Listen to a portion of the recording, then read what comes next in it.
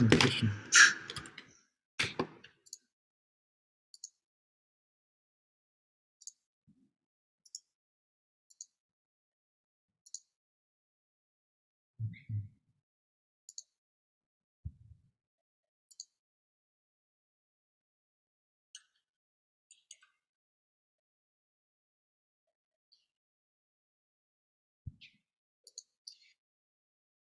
Hare Krishna.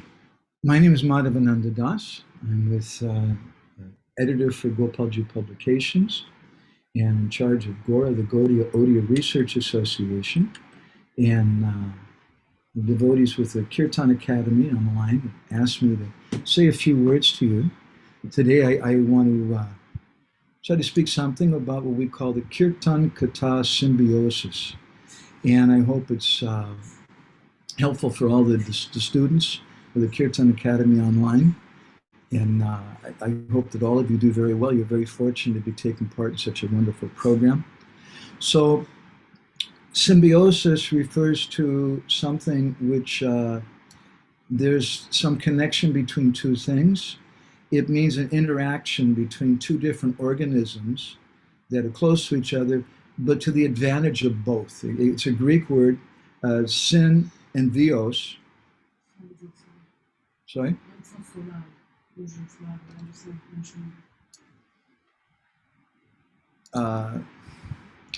Syn means together, and bios means life.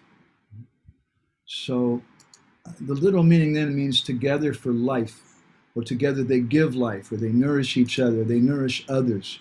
That's a symbiosis. So there's an integral connection between kirtan and katha, and I'd like to speak something about that. Srila Prabhupada gave us both things. And how do we approach and how do we understand these two things? I'd like to share with you a statement from Srila Prabhupada, where Prabhupada was speaking about how to perform 24-hour kirtan. So Prabhupada said, your plan to hold 24-hour kirtan is approved. Everything is kirtan, including recitation of Bhagavatam, which is also kirtan, and japa as well. So because of this statement from Srila Prabhupada, if you go today to Vrindavan for the 24-hour kirtan there, that kirtan, they're chanting Hare Krishna 24 hours a day. They don't even chant the Panchatattva mantra or Prabhupada's pranam mantra or anything. And they don't, but during Prabhupada's Guru Puja, they stop. During the kirtans, they stop. During Bhagavatam class, they stop.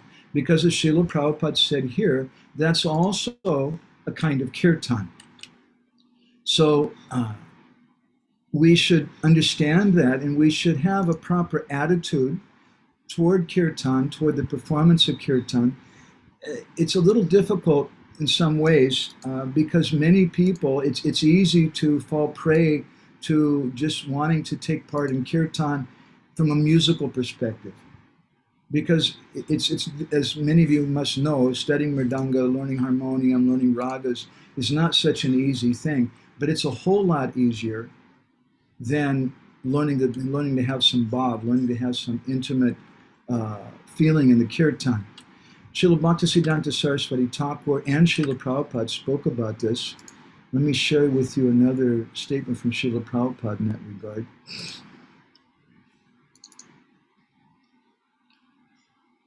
Prabhupada said, I understand also there was a kirtan performance given by Sri Purnadas. You have rightly remarked whether they are devotees. Prabhupada's question, are they devotees or not? Prabhupada said, you're right.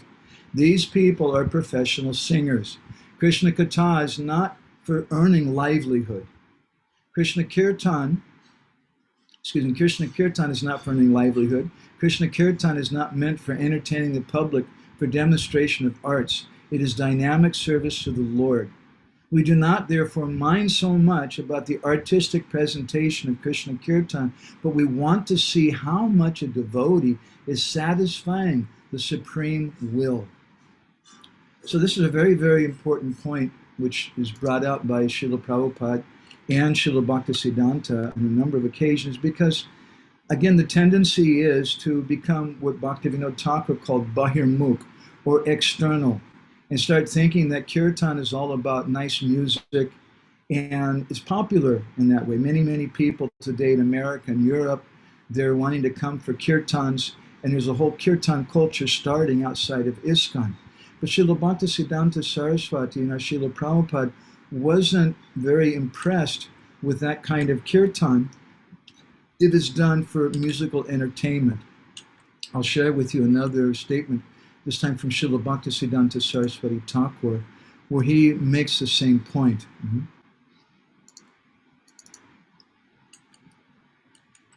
And Srila Bhaktisiddhanta says, there is no other topic in this world except Harikatha.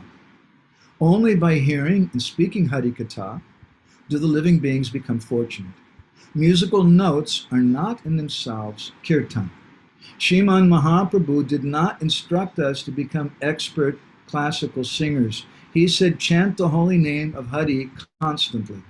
One does not become a chanter just by becoming a good mridanga player, nor can he enchant people.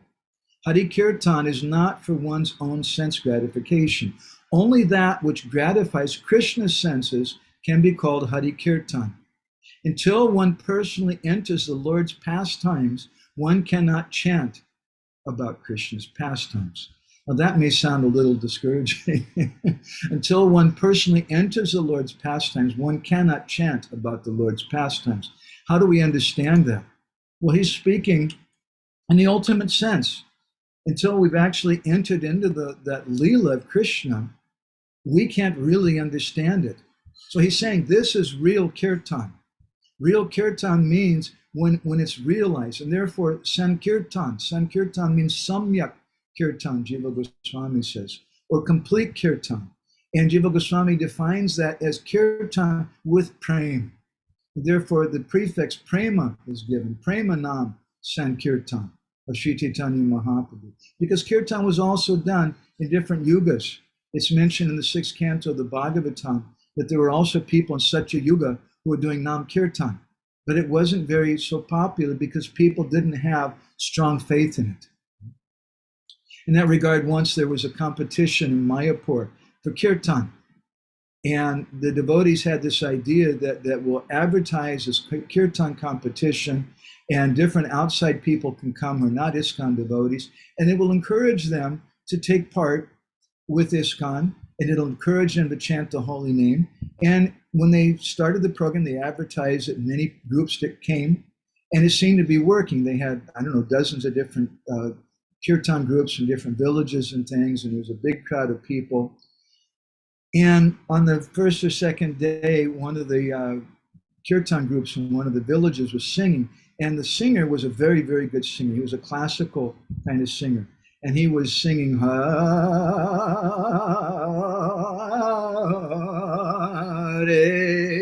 Krishna, something very drawn out like this. And Srila Prabhupada could hear it going on over the speakers, and Prabhupada called for one of the leaders in Mayapur. He said, "What is this?" He said, "Oh, Srila Prabhupada, is a kirtan competition going on that we've got." And Prabhupada told him, "You stop this." He said, this kind of kirtan, they're not chanting the names of Krishna. Srila Bhaktisiddhanta, I think in one place said, they're not chanting Krishna, Krishna, they're chanting Paisa, Paisa. Give me some money. They're chanting for some fame. Prabhupada didn't like that. Rather, he liked simple kirtan. Similarly, Srila Bhaktisiddhanta Saraswati Thakur said that sometimes he would purposely engage kirtan leaders who had very bad voices and were not very musical to sing, because he wanted to make the point that it's from the heart that counts. Therefore, some people, they say that what is the name of India, the original name? It's Bharat. And some say that the word Bharat is 3 syllables, which together make Bharat, Ba, Ra, and Ta. And ba, these are the 3 syllables of the 3 aspects of music: Bhav, Rag, and Tal. And the most subtle and most important is Bhav, with some feeling. And then after that comes Rag. And we can play different ragas. We can play a Sabari rag or this rag or that rag, and it affects the consciousness. Previously, there were people who could make fire or make it rain by singing a raga. There's such a science to that. And then the third aspect of music is Tal. is a mridanga beat, and also that greatly affects the consciousness. But our purpose as devotees is to focus on the bhav, not on these other external things. The bhav is what's important. Srila Bhaktisiddhanta Saraswati Thakur spoke about this very strongly. I'll share something with you again that he said here. He said that persons lacking taste for the holy names or devotional service, they're attached to melodious tunes and musical performances as entertainment for their senses. We can dispel listlessness and all other anarthas by loudly and faithfully performing kirtan of the Mahamantra in the association of pure devotees. Members of the Tal Toka Sampradaya, those interested simply in rhythm and other musical attributes. Tal Toka, Tal means the beat, right? And Toka means to slap. So some people, they're keeping the beat. Ta-ta de, like they're keeping the beat by clapping. So he called it the Tal Toka Sampradaya. The person's just interested simply in rhythm and other musical attributes. They're utterly entangled in profit, adoration, and distinction. Pure devotees always distance themselves from such pretenders and instead worship the holy name by full absorption in Sankirtan. Bhagavan, who is addressed by his holy names, by such faithful devotees, manifests to them his transcendental form qualities and pastimes. Love of Krishna develops exclusively in the hearts of those who chant in this way. So we should be careful. I've seen that our kirtan culture is growing in our society. And it's natural that many people will be more interested in music and the entertainment aspect of it. But we want to do what Srila Prabhupada called here when he came to Orissa and Bhubaneswar in one talk. He spoke about the need for sampradaya rakshana, to protect our sampradaya. And just going to the Kirtan Academy and learning Tal Toka, learning some mridanga beat, learning some harmonium is not going to help our sampradaya. Just having a program that focuses completely on kirtan, but not on katha. We should understand the symbiosis, the intimate connection between Kṛṣṇa-kīrtana and Kṛṣṇa-kathā.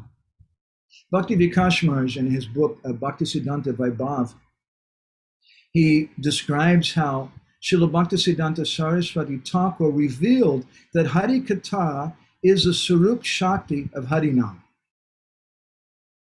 Just as he said, you can't worship Krishna alone, separate from his svarūpa-śakti Radharani. So he said, similarly, doing kirtan is incomplete and improper even, unless it's accompanied by hearing Hari Katha. That was Srila Prabhupada's system. Prabhupada gave kind of a three-layer sandwich. If you think about it, even in Tompkins Square Park, in 26 Second Avenue, in different places throughout Prabhupada's preaching, he would do kirtan first. He would do kirtan, katha, and then kirtan. This is a three-layer sandwich. Kirtan, katha, kirtan. And the first layer of kirtan opens up our heart, opens up our consciousness. It makes us absorb, it purifies our mind, it makes us prepared to receive the katha. And then the katha gives us some conception. That conception is very, very important. Otherwise, some people today, some non-devotees, they're going for kirtan programs, but what is their idea? It's just some magical sounds that you just chant, but they don't really understand who Krishna is. So that katha gives us some conception. It gives us something to occupy our mind and our heart. And then following that katha, again, Srila Prabhupada would do kirtan. And in that last kirtan, it becomes a medium to express what we got in the katha. So these things, the kirtan and katha, they're symbiotic in their relationship. They feed on each other. If you only have kirtan without katha, what is the conception? And you might have a kirtan mela, and we're all very happy to see kirtan melas. It's a very wonderful thing. I have so many wonderful friends who are taking part in kirtan mela. But if the kirtan mela is going on and there's no katha, we don't know what the conception is of everyone.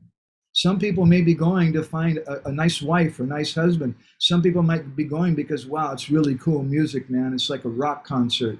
Some people might be going because they just like to dance for some entertainment. They may be going because they're just looking forward to some food, some prasadam at the end. What is a conception? There will be so many different conceptions. But when we have katha, then it brings everyone together. And therefore, we can't separate Srimad Bhagavatam from Kṛṣṇa-kīrtana. In the first canto of the Bhagavatam, chapter 3, text 40, there's an important verse. Idam Bhagavatam nama Puranam Brahma Samhitam. Srila Prabhupada translates that. He says, this scripture named Srimad Bhagavatam, Idam means this. Idam Bhagavatam nama, nam means its name. This Bhagavatam is Puranam Brahma Samhitam. It's the literary incarnation. Samhitam means it's the incarnate, Brahma Samhitam. It's the incarnation of God. That's how Prabhupada translated it. But Sanatana Goswami, in one place, he gives a different meaning to this. He breaks up the Sandhi or the Sanskrit in a little different way. And he says, Idam Bhagavatam Nama Puranam Brahma Samhitam. That this Bhagavatam is the Nam Purana. It's the Purana, the literature, all about the holy name. And that's why it's so important in the line of Sri Chaitanya Mahaprabhu. And Andvaya Vyatireka Byam Yat Syat Sarvata Sarvada. In one of the Mula verses for the Bhagavatam, it's described that this Bhagavatam it presents topics in two ways. Anvaya and Vyatireka, directly and indirectly. So directly, it speaks about the holy name in so many verses. And indirectly, it's also speaking about the holy name because it's presenting to us the pastimes of Krishna, the guna rup lila of Krishna, the form of Krishna, the pastimes, the qualities of Krishna. So we should understand what kirtan means in the line of Sri Chaitanya Mahaprabhu. I'll sing a verse to you from Adi Lila of Chaitanya Charitamrita. This is from chapter 4. And Kaviraj Goswami describes about the essence of this kirtan. Gopi Gana Kore Jabe Krishna Darasan Sukha Vancha Nahi Sukha Hoya Koti Gun Hare Krishna Krishna Krishna Hare Hare Hare Ram Ram Ram Hare Hare Gopi Gana Kore Jabe Krishna Darasan. When the Gopi Gana, when the group of gopis, when Krishna Darshan, they see Krishna, then Sukha Vancha Nahi. Sukha means happiness, and Vancha means to desire. Sukha Vancha Nahi, there's no desire. Nahi means none. There's no desire for themselves. Rather, they want to please Krishna. And by seeing Krishna, Sukha Hoy Koti Guna, they get 10 million times more happiness even than Krishna gets. This is Kṛṣṇa-kīrtana in the line of our Gaudiya Sampradaya. Sri Chaitanya Mahaprabhu is coming in the mood of Radha. And his associates, like Lalita and Vishaka, like Rupa Manjari, they're coming as Srup Damodar, Roy Ramananda, Rupa Goswami, and they're doing this kirtan. And in this kirtan, there's a transcendental symbiosis. There's a combination of the love of the gopis and the beauty of Krishna, or the conception of the gopis and the beauty of Krishna's name. Again, in the 4th chapter of the Adi Lila, Kaviraj Goswami describes, Gopi Shobha Deki Krishna Shobha Bhari Jata, Krishna Shobha Deki Gopi Shobha Bhari Tata, Hare Krishna, Krishna Krishna, Hare Hare, Hare Ram, Ram Ram, Hare Hare. Gopi Shobha. Shobha means beauty, the beauty of the gopis. Gopi Shobha Deki Krishna. When they see Krishna, then Shobha Bhari, their beauty increases more and more. And at the same time, Krishna's beauty increases when he comes in contact with the love of the gopis. There's a symbiotic relationship in the kirtan of Sri Chaitanya Mahaprabhu. It's a combination of the love of the gopis and the beauty of Krishna. It's not just musical instruments. This kirtan, in the language of my Guru Maharaj, was Udgara or Udgirna. Rupa Goswami, in one of his concluding verse of his Mangalacharana, for his Laghu Bhagavatamrita, he describes Sri Chaitanya Mukodgirna Hare Kṛṣṇa-kīrtana Varnakaha Majayanta Jagat Premni Vijayantam Tadavayaha. That he says, all glories, Vijayantam, may they be victorious. The Sri Chaitanya Mukodgirna Hare Kṛṣṇa-kīrtana Varnaka, from the mukha, from the mouth of Sri Chaitanya Mahaprabhu, Hare Kṛṣṇa-kīrtana Varnaka, came the syllables of the Hare Krishna mantra, Majayanta Jagat Premni, and he was drowning. Majayanta means to drown. Jagat Premni, the whole world, the whole universe, Jagat Premni, in this love of God. But how was that chanting going on? Rupa Goswami says, Mukodgirna. Mukha means from the lips, and Udgirna literally means, it came out, that's one meaning. Another meaning is that it erupted, it exploded. Another meaning literally is that it vomited. And so this is a kirtan of Mahaprabhu. Another word in Bengali is Udgara. Udgara means to spit out or to vomit something. It means to flood. And when you become full, you eat a lot of food, then what happens? You vomit. And when you vomit, in the language of my Guru Maharaj, then you can see what someone has been eating. So that kirtan requires a conception. It came from the heart of Sri Chaitanya Mahaprabhu. There was a conception, and that conception became so powerful that it just exploded or it just vomited out. And that's the Premanam Sankirtan of Sri Chaitanya Mahaprabhu. That's the Kirtan Katha Symbiosis. So I want to thank you all very much. I'm going to share with Doyle Gauranga Prabhu a short 3-page document that I've compiled of some different quotations, including the ones that I just read to you, shared with you, from Srila Bhaktisiddhanta and from Srila Prabhupada. And I would recommend that you sit and read this by yourself, but preferably read it with some other friend and discuss on it and contemplate on the meaning of it. So I want to thank you all for taking part, and I wish everybody the best. I'm looking forward to meeting again later with the Kirtan Academy students. On a live session, we can have some questions and answers, and we can have some further discussions on this topic we had today. So thank you all very much. Shri Chaitanya Mahaprabhu ki, Shri Premanam Sankirtan ki, Srila Prabhupada ki, Go Premanandi Hari Hari Bo, Vanchakalpadarubhishcha, Kripasindhubhyaevacha, Patitanam Pavanebhyo, Ananda Koti Vaishnava Vrinda ki jai. Hare Krishna.